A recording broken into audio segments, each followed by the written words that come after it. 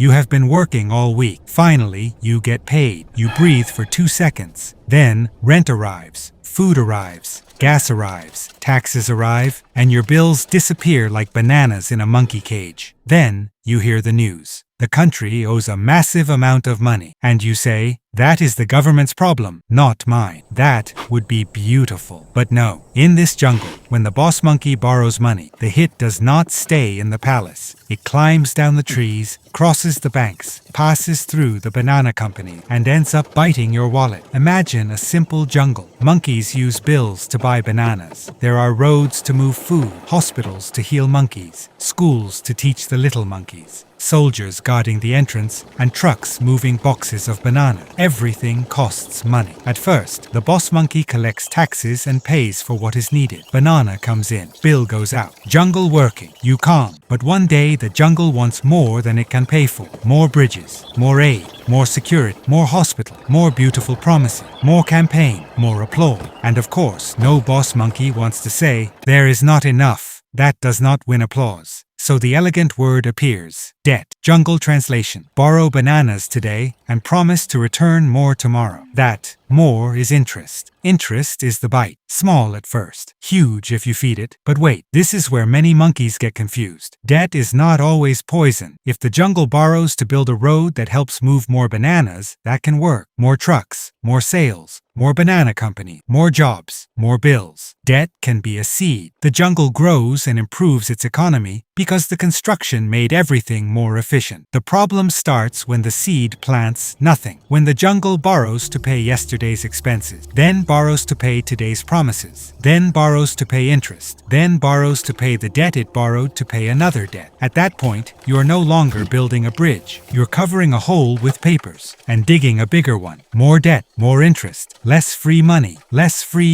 more pressure, more debt. The jungle runs in circles and still thinks it is moving forward. Poor monkey. He confused movement with progress. So who does the jungle owe? Sometimes it owes its own monkeys. In other words, it owes half the jungle. Citizen monkeys who buy bonds, gorilla banks, funds that protect other monkeys' retirement, insurance companies, investors, other jungles, and sometimes the central bank. That strange monkey with a bill printing machine saying, everything is under control while the machine sweats. A bond is simple. The jungle tells you, lend me bills now, and later I will give you back more. If you trust, you lend. If you doubt, you ask for more interest. If nobody trusts, the jungle starts to smell like rotten banana. And here comes the first fall. A jungle can live with debt if it produces, grows, and pays, like a monkey who borrows to plant trees and then sells more bananas. But if the jungle stops growing, interest turns into hungry tigers. You do not see them at first, but they are there, biting the budget, biting hospitals, biting roads, biting schools, biting the future. And here comes the second fall, the ugliest one. You think that debt is not yours because your name is not on the paper. Wrong with a golden bow on top. The government has no magic bananas. It has 4 paths. Raise taxes, cut services, borrow more debt, or print bills. If taxes go up, you pay with your work. If services are cut, you pay with time, health, or insecurity. If it borrows more debt, you pay tomorrow. If it prints too many bills, you pay at the supermarket when the same bill buys fewer bananas. Cheap banana, you breathe. Expensive banana, you sweat. Super expensive banana. You discover that debt also eats. The brutal part is this. Many times, the jungle does not only owe lenders, it owes its own future monkeys. The ones who do not vote yet. The ones who do not work yet. The ones who will be born in a jungle with fewer trees and more receipts hanging from the branches. But do not fall into the easy trap either. Not all debt is disaster. Not every loan is bad. The question is not only how much the jungle owes. The question is, why did it borrow? To plant real trees, to move more bananas, to educate monkeys, to produce more,